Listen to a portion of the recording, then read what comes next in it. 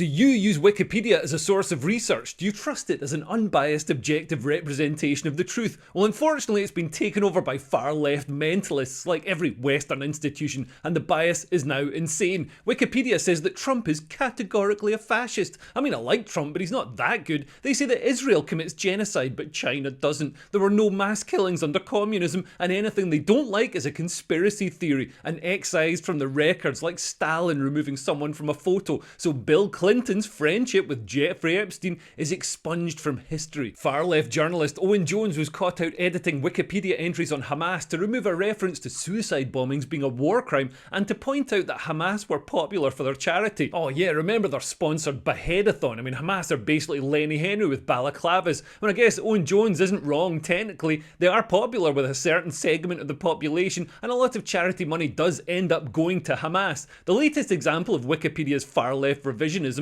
is the rewriting of the Wikipedia page on Muslim grooming gangs in the United Kingdom to grooming gang moral panic in the United Kingdom. Relax guys, it's just a moral panic. Oh, what a relief. All those thousands of victims and convictions of the worst criminals in British history are just a concocted hysteria, like reefer madness or satanic messages in rock music in the 80s. Nothing to see here. Ignore the cries of thousands of victims and the cold hard evidence presented in hundreds of court cases. Wikipedia is maintained by volunteers who are 90% male and 100% annoying do-gooders, like this guy, Stephen Pruitt. He has the largest number of edits made to the English Wikipedia, over 6 million edits, and he wants to uplift marginalised voices. By marginalised voices, he means the only voices we ever seem to hear from that are rammed down our throats day in, day out. Stephen has stated that he aims to fight gender bias on Wikipedia, and many other Wikipedia editors have tried to redress this gender imbalance by chucking on a bad wig and calling themselves a woman. The editor who made the changes to the grooming gangs article is apparently this person, trans activist and liberal democrat Sarah Noble. Imagine my surprise that someone who looks like this wants to minimise grooming gangs. These editors are unpaid by Wikipedia, but there's plenty of shady money from people like George Soros sloshing around, pulling strings behind the scenes, and there's a whole United Nations project dedicated to monitoring and amending pages on Wikipedia. The founder of Wikipedia has claimed that the CIA are editing pages, probably just the entry on who shot JFK. The CIA and the FBI computers were used to edit Wikipedia. You think they stopped doing that back then? No. And not just them. And according to Wikipedia, Black Pride and Asian Pride are positive movements, and Gay Pride is a wholesome opportunity to get your bum out, but White Pride is neo-Nazi racism. I wonder what it is that Wikipedia editors think is so different about people who have white skin. Because all the admins are woke and edit the Wikipedia files, I'll refer to them from now on as Wikipedia files. I'm going to look at why this bias happens and why it matters and why even the inventor of Wikipedia says we shouldn't trust it. What else are they lying about? Why is it happening? What's the big money behind it all? And what does it say about bias in the wider media? First, my sponsor from this video, Ground News. If you've been watching my videos, you'll know that media outlets are becoming more and more biased. I spend half my time researching and digging around to see the full picture. Sometimes I get caught out, like when all the media were shouting, Trump says there's going to be a bloodbath if he's not elected. I mean, yeah, he said those words, but he was talking about the car industry. That's why I've been using Ground News to help me research. At a glance, their app and website shows how much coverage a story has had and if one side is burying it. You can follow along at ground.news/Leo. They allow you to compare articles on a story from around the world and get different perspectives, and it lets you know what's behind those perspectives, so you don't just get more in-depth coverage of the story, you know how big a pinch of salt to take with each article. So I was delighted when they got in touch and said, Leo, do you want some money? And bias in the media isn't going away. If anything, it's getting worse. Take a look at this story. ADL report details alleged anti-Israel bias by Wikipedia editors. At a glance, we can see there's over 30 articles reporting on this story, with only 11% of them being left-leaning, making this a potential blind spot for people on the left. Comparing coverage is easy. The ADL says Wikipedia contains anti-Semitic bias amid dispute over how the Israel-Hamas conflict is represented on the site, says the left, while the right emphasises a coordinated campaign against Israel by Wikipedia editors. You can see how the different sides treat the same story differently. I chose Ground News to sponsor because I actually use it. It does the hard work for me. You can drill down deeper into bias and ownership if you want to, but I'm usually an a hurry, we need to start thinking about the information we consume in the same way we think about the meat we consume, and ground news is the equivalent of an over-educated waiter telling you the exact diet, family tree and maiden name of the cow you're eating. And I find it's better at collating stories you're interested in than Google News is. For me, sometimes the bias is the story. Go to ground.news/Leo or scan the QR code for an objective, data-driven way to read the news. And you can save 40% on the Ground News Unlimited Access Vantage plan with my link. It's not expensive, so you're not taking much of a gamble, and if you sign up, I get money so I can become rich and powerful and crush my enemies. Anyway, now let's look at the bias on Wikipedia. I'll get to Trump, Israel and anti-white racism in a moment, but first, grooming gangs. The Wikipedia page on Muslim grooming gangs in the United Kingdom, as I said, was renamed to Grooming Gang Moral Panic in the United Kingdom. Moral panic is a loaded phrase suggesting the whole grooming gang scandal is just a myth concocted by bigots. But the grooming gangs are real. If you're unaware, maybe you weren't on Twitter in January 2025, they were gangs of predominantly Pakistani Muslim men targeting thousands of white and Sikh working class girls for gang rape, torture and sometimes death. Even calling them grooming gangs is a classic British euphemism, as if they're just little Chinese guys going around shampooing poodles or doing pedicures. And it definitely happened. There have been hundreds of investigations, prosecutions and victim testimonies. If you want to hear about the worst crimes in humanity, there are plenty of inquiries and books to dig out. The progressive left want grooming gangs to be a myth and a moral panic because grooming gangs destroy the left's religious belief that multiculturalism is a strength. We're not just getting some spicy food and cheap taxi drivers. These people don't leave their horrific medieval misogynistic violent tribal cultures behind when they step off the boat onto British land. The Wikipedia editor behind the change has been exposed as former Liberal Democrat activist Sarah Noble, who identifies as a transgender woman. Some people have said Sarah is a man, but let me reassure you, she is just as much of a woman as someone like me. Sarah has tweeted, "Kill all men, fuck men and die cisgendered scum," which I think we can all agree is classic lady behaviour. Sarah describes Z-self as a non-binary dyke with Z, they, she pronouns and says that Z's editing tends to fall into one of two areas, including transgender issues and helping to reduce the amount of cisgender, heterosexual and male systemic bias on the encyclopedia.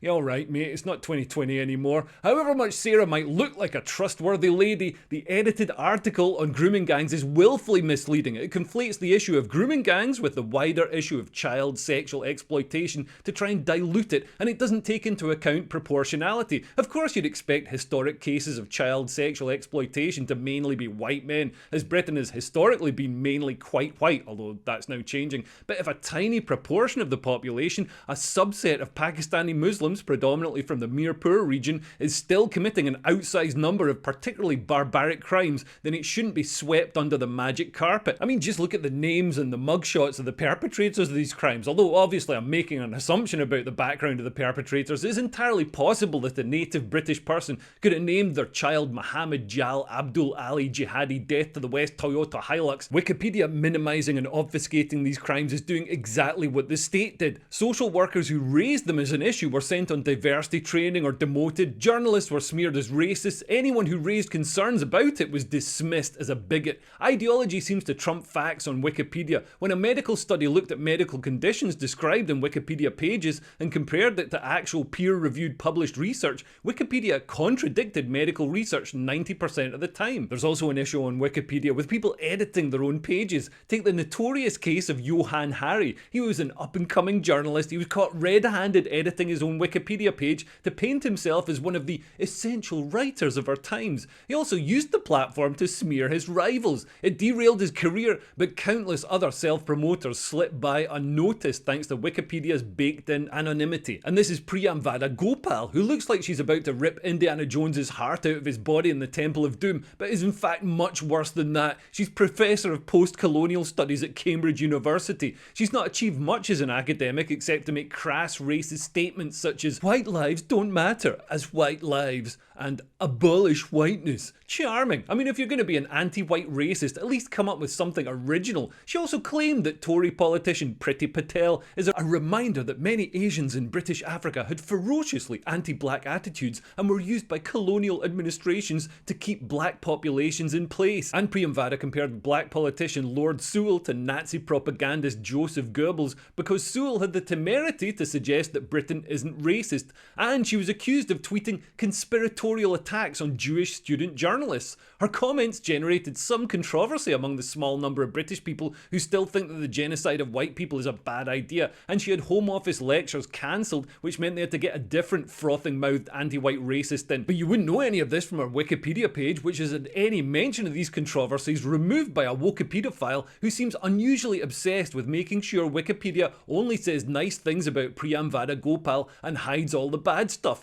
I wonder who that could be. Wikipedia also categorically ranked Donald Trump as a fascist. I don't think Wikipedia editors know what fascism is. It's not just a word you can shout at anyone you don't like. As one of history's top fascists, Benito Mussolini, said, everything in the state, nothing outside the state, nothing against the state. Fascism is the state control of everything. The economy, the judiciary, the society. Trump is cutting the size and the power of the state, so he's technically an anti-fascist. The people who want to put up taxes and give the state more power, i.e. everyone on the left, are the fascists. And it's not just Trump that Wikipedia is biased against. There's a huge bias against right-wing politicians, as you can see here with the measure of sentiment in Wikipedia articles about presidents. All the recent Republican presidents have negative sentiment, even though they're basically just a bunch of cool guys who like to party. And Wikipedia editors love the hair-sniffing, pedo island-attending Democrat presidents, because Wikipedia editors also probably like doing those things. In fact, any organisation that isn't explicitly left-wing can be accused of being far-right, like the Free Speech Union, which is a non-partisan membership organisation that has represented feminists,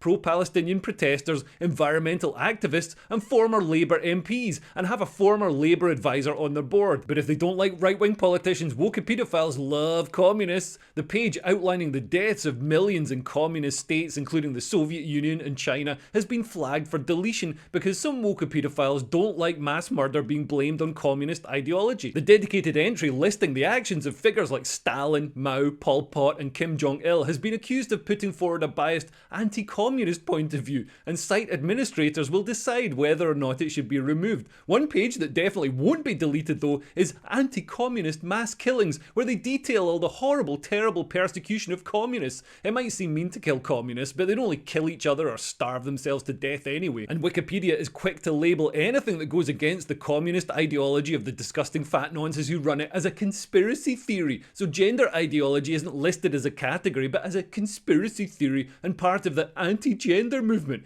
Who'd have thought Wikipedia editors would take a critique of gender ideology personally? And cultural Marxism is listed as a conspiracy theory too, instead of their underpinning philosophy. Also, Wikipedia isn't always independent. The United Nations launched a project to monitor and amend Wikipedia articles relating to climate change to ensure that they only show UN-approved opinions and information. This is global government propaganda, and as you'd expect for a bunch of leftists, there's an anti-Israel bias too. An investigation by the Jewish World Council, who I totally trust to be impartial when it comes to Israel, discovered 40 Wikipedia editors described as pro-Hamas who have engaged in a seemingly coordinated campaign, making 850,000 edits to Israel-related articles to demonize Israel as a colonial apartheid genocidal regime, which they say is a bad thing, as well as portray radical Islamist groups in a positive light. And Jewish pressure group, the ADL, is listed as an unreliable source, which it is, but we all know why they're saying it. I wonder if the ADL is waking up yet to the fact that the real threat to Jews and Israel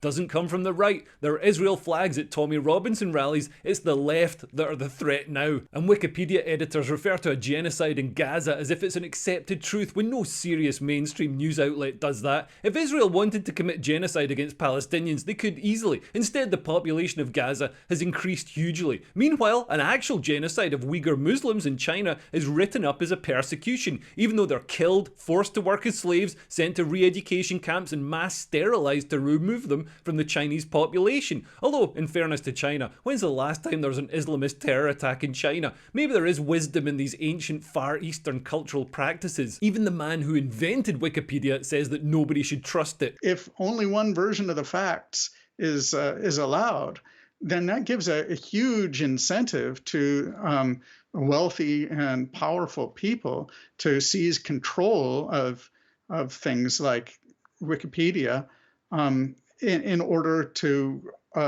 shore up their power. And they do that. And he gave the example of Joe Biden's page not including information from the Republican perspective, such as concerns over his cognitive decline or Hunter Biden's laptop or Ukraine corruption. Why is this happening? Well, there's big money pushing agendas. George Soros' foundation has donated millions to Wikipedia, and before some cloth-eared lefty says, well, that's just money, it doesn't mean he's got any influence, his organisation, the Open Society Foundations, has had senior staffer Melissa Hageman appointed to the Wikimedia Foundation Advisory Board. But the money is just one thing. Wikipedia suffers from the same problem as Reddit. The only people willing to act as unpaid editors are people with nothing better to do who want to feel some sort of control over other people. The problem with right-wing people is that they're too busy being attractive and successful and making lots of money and banging hot babes on yachts to get involved with low-reward activities like Wikipedia editing or politics. So all of our institutions have been taken over by unemployable communist nonces, and now Western civilization is going to be destroyed and we're all going to die in a gulag because of it. And journalism used to be a well-paid career, but now the arse has fallen out of it, thanks to the internet making infinite news free, social media giving people other things to look at, and the proliferation of channels, meaning advertising is spread ever more thinly across them.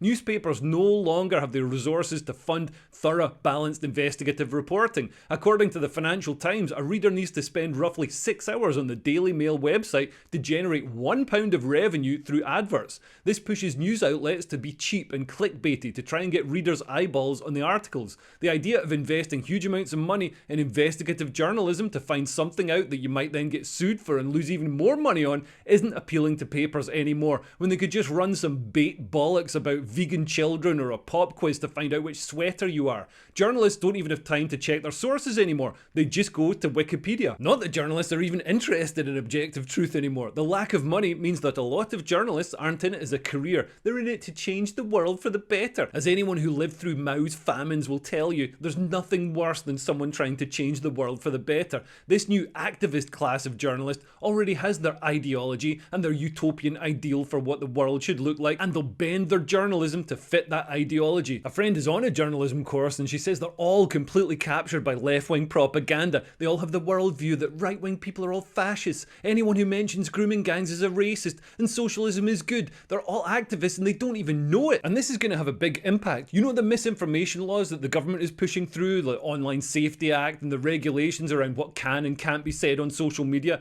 These are the people who are going to be creating and administering these rules, and this is the justification for those rules. Purple-haired basement-dwelling nonce-lords will be deciding if you've broken speech laws. Your life will be in the hands of the transvestite from Silence of the Lambs who'll decide whether you go in the well or not. These laws are already being used to shut down social media platforms like Gab and BitChute, and you know Twitter will be next and then YouTube. And lies on Wikipedia can create a self-reinforcing loop as they're picked up and repeated by reputable newspapers, which are then cited by Wikipedia editors as proof the original misinformation was accurate. The bullshit becomes reality, and since there's a huge left-wing bias, this means there's a ton of left-wing bullshit being cemented into our collective history. In George Orwell's dystopian novel 1984, the protagonist Winston Smith works in the records department of the Ministry of Truth, where his job is to rewrite historical documents so they match the constantly changing current party line. This involves revising newspaper articles and doctoring photographs, but at least Winston Smith was getting paid. The woke-pedophiles are doing it for free. And yes, I did copy and paste that segment on 1984 straight from the Wikipedia page on it. Anyway, go to ground.news/Leo or scan the QR code for an objective, data-driven way to read the news, and you can save 40% on the Ground News Unlimited Access Vantage plan with my link. It's not expensive, so you're not taking much of a gamble, and if you sign up, I get money. Anyway, thanks for listening, and if you want to support me making these videos and join a growing community of the only sane people left in the West and get access to all my content and live streams and stuff, then you can sign up to my Patreon or chuck me money for a beer before alcohol is banned in Britain. There are links below. Okay, thanks for listening. I've been Leo Kearse. Bye. Bye bye.